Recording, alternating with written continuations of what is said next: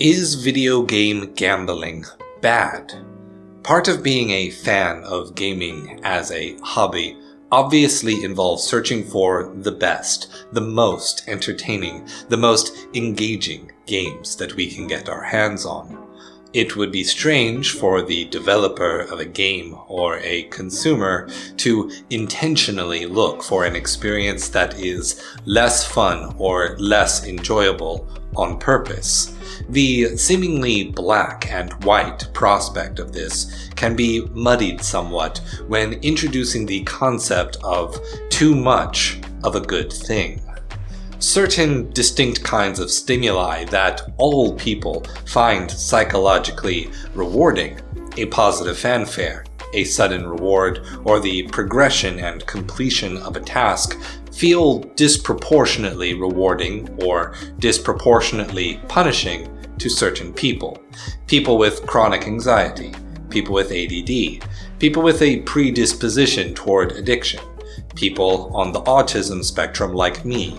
What a game designer sees as a minor psychological trick to increase engagement may have an unintentional impact, thus making a game that attempts to maximize on those normal psychological incentives runs into the ethical question of how creating such a game could negatively impact neurodivergent people. This topic was inspired by a friend who, respectfully, would rather not be named, speaking in response to the popularity of a 2022 game called Vampire Survivors, a roguelike semi-idle bullet hell game, where the goal was to live as long as possible before inevitably being killed in an increasingly massive horde of sprite-sized monsters.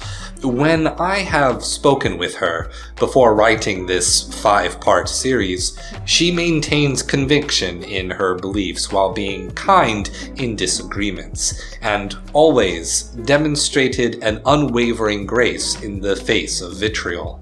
She has my complete respect, even as I draw very different conclusions to her arguments. She fairly criticized Vampire Survivors for how it maximized the kind of dopamine-triggering, habit-forming play that is characteristic of casinos and mobile games, while asserting that it did not offer anything in the way of truly meaningful or valuable experiences. Now, Vampire Survivors is not exactly like those other games, in that it presented itself as a very low price point, $5 to purchase, no microtransactions of any kind, and a free browser version of the game available through itch.io, so in at least one aspect, monetarily speaking, Vampire Survivors operates differently.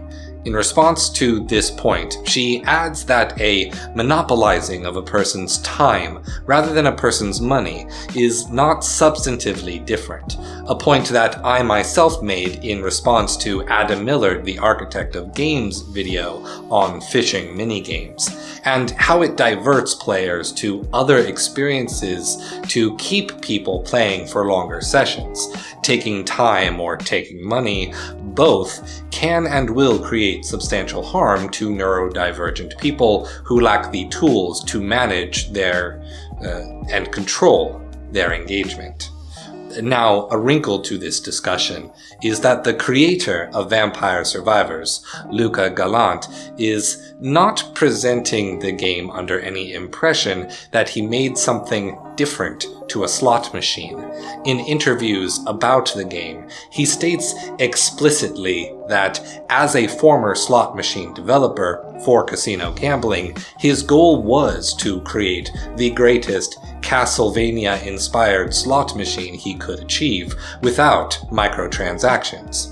There is no deception here. The creator acknowledges that he is creating a slot machine. So the next question becomes, is gambling inherently bad? The truth about gambling is that it far predates what we know in the modern day casino. Making a wager with a friend, risking the loss of money, or even an injury has always been an aspect of some kinds of play. Some of the earliest card games, dice games, and board games were centered around betting wealth. Games like the knife game, also called pin finger, finds people stabbing a blade between their fingers as fast as possible until injury. Russian roulette, a game where one risks their life itself to a random chance with 1 in 6 odds. In mundane cases like blackjack and poker, we see risk adding excitement to a game. At the extremes, we can see how these systems of pleasure can create undue harm. People who consent to such games do so because risk creates excitement, and that excitement is engaging. Various movements throughout history have sought to characterize such games as moral failings, that a person ought not pursue them, and anyone offering to play such a game is inherently manipulative or deceptive. This approach, however, denies that a person has a right to manage their own consent. It seeks to deny the liberty that anyone who can play these games moderately and temperately may do so. Even a neurodivergent person may empower themselves with the self-awareness that they either must not engage in such games or should apply their own rules and limits for how to engage responsibly. Thus, we can say that gambling is not inherently bad by virtue of containing a risk of harm. The risk of harm is the point of the exercise. When a person consents with full knowledge and appreciation of the risk, the dynamics of anticipation and consequence create the sense of fun at the cost of time, money, or safety. That said, most modern games do not use risk and random chance for the sake of traditional gambling. A chance to either miss an attack or land a critical hit is central to adding variety to combat design in most role-playing games, from Final Fantasy to Fallout.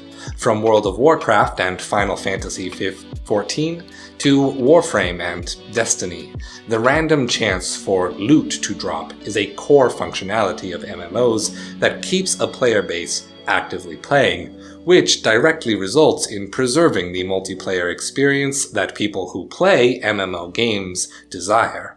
In an abstract sense, all of these games, as well as Vampire Survivors, also ask you to risk your time while using your knowledge, statistics, and skills to overcome that risk.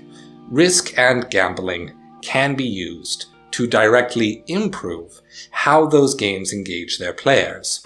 We still choose to play these games because they offer meaningful experiences. Yet, in video games, we are often more focused on that attention to using risk in either a directly or indirectly beneficial way.